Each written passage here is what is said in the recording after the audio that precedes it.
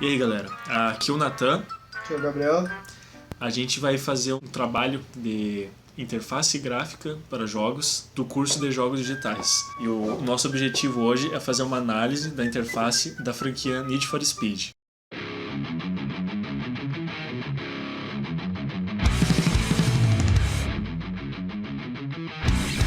Para representar a franquia Need for Speed, a gente escolheu 3 jogos. O primeiro, Need, o classicão mesmo. O Need Underground 2. E o Need for Speed Payback. Que é, por enquanto, o último lançado. O que a gente vai analisar? A gente vai se basear bastante por uma tabelinha de elementos da interface. Que ela é dividida em 4. Não diegético, espacial, meta-elemento e o diegético. O elemento existe no mundo ficcional do jogo? Sim. O elemento existe visível no ambiente do jogo? Sim. Isso daí seria diegético. Quando ele não existe no mundo ficcional do jogo e não é visível no ambiente do jogo, é não diegético. Já quando ele está no ambiente do jogo, ele é visível, mas ele não existe no mundo ficcional, é espacial. E se ele está no mundo ficcional do jogo, mas não está visível no ambiente, é um meta-elemento. Visível para os personagens do jogo, no caso.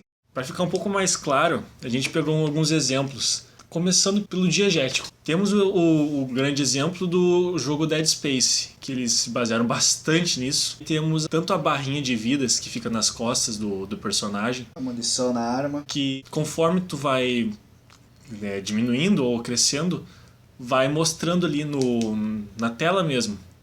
Tanto para o jogador conseguir enxergar, quanto no próprio personagem mesmo ele poderia, porque afinal de contas faz parte do universo, faz parte da armadura mesmo. O meta-elemento poderia ser o sangue que aparece em Call of Duty quando tu leva dano, que enche de sangue e volta da tela. Conforme tu vai morrendo. Conforme tu vai morrendo, vai ficando mais sangue. Isso poderia ser classificado como um meta-elemento. Porque o sangue existe, mas não é visível dessa forma exatamente. Temos um bom exemplo de elemento espacial no jogo The Division. É uma realidade aumentada, as coisas aparecem como se fosse um holograma na frente do jogador. E isso seria uma interface espacial. Só ele enxerga. O personagem, no caso. Só o personagem, no caso, enxerga. No caso de não diegéticos, a gente tem vários exemplos daqueles tipos de jogos do MMORPG ou jogos de batalha no geral. Quando tu dá algum dano e sobe aqueles indicadores de dano, os númerozinhos em cima da cabeça dos inimigos, o personagem não tá enxergando aqueles números e aqueles números não existem mesmo. Mas aquilo é totalmente pro jogador conseguir se situar quão porradeiro ele está sendo, digamos assim. Então, agora que já temos um pouco mais claro o que são um dos elementos que a gente vai explicar, nós vamos começar com o primeiro Need mesmo, o classicão, de 1994.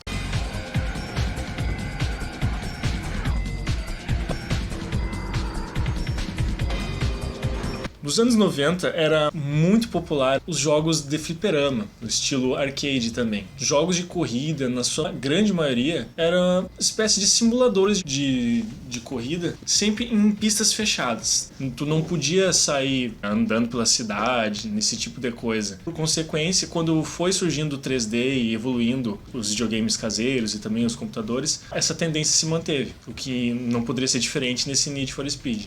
Também na interface vemos bastantes elementos de arcade, como por exemplo os números bem grandes e bem chamativos. Conforme foi mudando a tendência de mercado na época, jogos como o primeiro GTA e também o Driver, foi se criando uma nova demanda, porque as pessoas começaram a usar carros e a partir disso foi se criando a ideia de tu conseguir passear em ambientes mais abertos, explorar mais com o teu carro. E foi exatamente isso que influenciou diretamente para o segundo jogo. Mas enfim, analisando os elementos do Need 1, no aspecto do elemento batida, que é um elemento que é bem comum aos 3 jogos, nós vamos fazer uma análise o que tem de comum e não comum desses 3 jogos. O primeiro eram tijolos, os outros carros. Tu batia neles e nada acontecia. Basicamente, como a física estava bem primária ainda, tanto faz se tu batesse na traseira, na lateral, não ia ter diferença. O velocímetro ainda permanece em cima, junto com o tempo, bem comum em vários jogos do fliperama, até o próprio Top Gear, entre outros jogos que mantinha essa estética. Até é ruim ter um velocímetro lá em cima, porque o cara tem que tirar os olhos da pista pra olhar que velocidade ou marcha que tá acontecendo ali. Tem que olhar o tempo, aí tem que olhar quantas voltas faltam, tem que tirar os olhos da pista e olhar pro céu pra ver. Mas o minimapa já permanecia na diagonal inferior esquerda. Até hoje mantém esse padrão de elementos que a gente pode destacar do diegético, entre outros. No NID 1 a gente pode apontar de elementos diegéticos as marcas de pneu, quando tu dá uma freada, ou a fumaça também quando tu tá derrapando. Luz de freio também são um bom elemento diegético. E de resto, boa parte seria um elemento espacial, como por exemplo o velocímetro, que ele é visível pro personagem dentro do carro, só que não em cima do carro voando. Passando pro próximo jogo, vamos falar do queridinho da galera, Need for Speed Underground 2.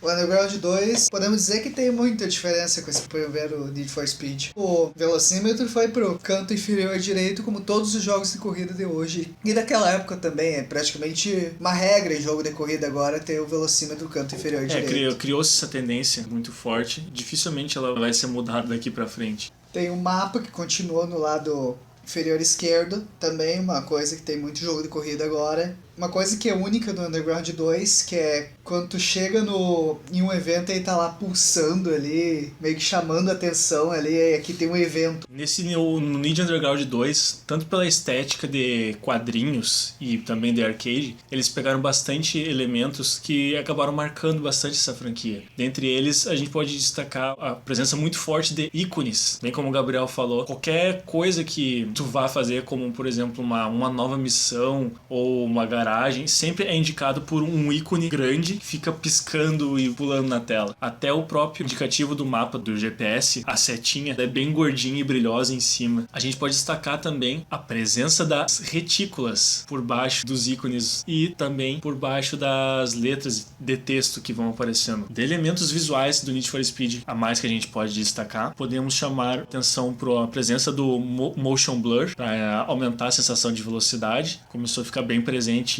quase por via de regra nos jogos atualmente, principalmente quando tu usa o turbinho e sempre aparece o motion blur. Os ícones podemos destacar como elementos não diegéticos, os ícones da missão, da garagem, e é isso aí. E por último agora, para finalizar, nós vamos falar do Need for Speed Payback.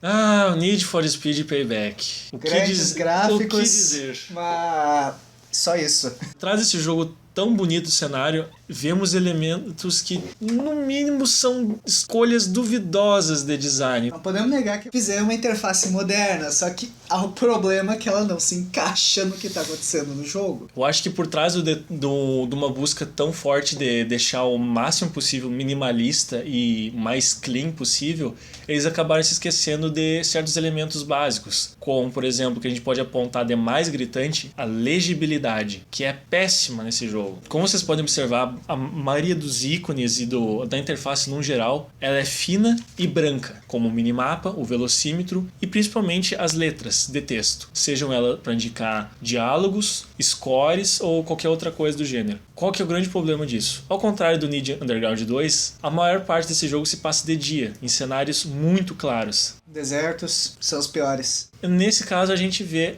a falta gigantesca que faz uma retícula simples para tu conseguir enxergar o texto sem distorcer o cenário, coisa que no Underground 2 já foi feito. E aí é meio engraçada, parece que ela esqueceu o que ela mesma tinha feito e hoje em dia temos casos como, por exemplo, este aqui, em que a leitura do texto fica muito dificultada, entre outros casos também. De meta-elemento no Need for Speed Payback, a gente pode destacar os arcos de checkpoint que vão aparecendo conforme a gente vai fazendo alguma missão. Obviamente não existe um holograma gigantesco De um arco, mas ele está marcado no GPS do jogador, então ele é visível pro jogador, mas não existe. Temos também os pontos ganhos. O tempo de checkpoint a gente pode destacar como elementos não diegéticos. E elementos espaciais, podemos destacar o próprio GPS, o mapa, e o velocímetro do carro. Na questão da ação que a gente tinha escolhido, no caso a batida, a gente vê uma física bem melhorada nesse Payback. Temos até um grande feedback de, por exemplo, conforme tu bate na lateral ou em determinados pontos do teu carro, o teu carro amassa, ele vai sendo destruído conforme as batidas vão acontecendo. Aí tem no Underground 2, na parte da batida, temos a inserção do close de câmera lenta em caso de grandes batidas. E também já a presença de batidas mais localizadas. Por exemplo, se tu bater na lateralzinha do carro, tu consegue fazer aquela manobra que o carro da frente, ele... Aquela manobra que os policiais usam para imobilizar os veículos. Isso, ele manobra dá pitch. Conforme foi passando o tempo, eles foram melhorando isso. No Payback tá bem mais aprimorado. Podemos, eu acho que, analisar um pouco mais a fundo por que o Need Underground 2 até hoje é o queridinho de muita gente. Por mais que o Payback esteja acertado em muitas coisas, ser um jogo muito bonito, podemos ver certos elementos básicos que parecem ter passado despercebidos pela equipe de produção. Então é isso. Mais alguma consideração, Gabriel? Acho que é isso mesmo. Então, era isso. Um abraço.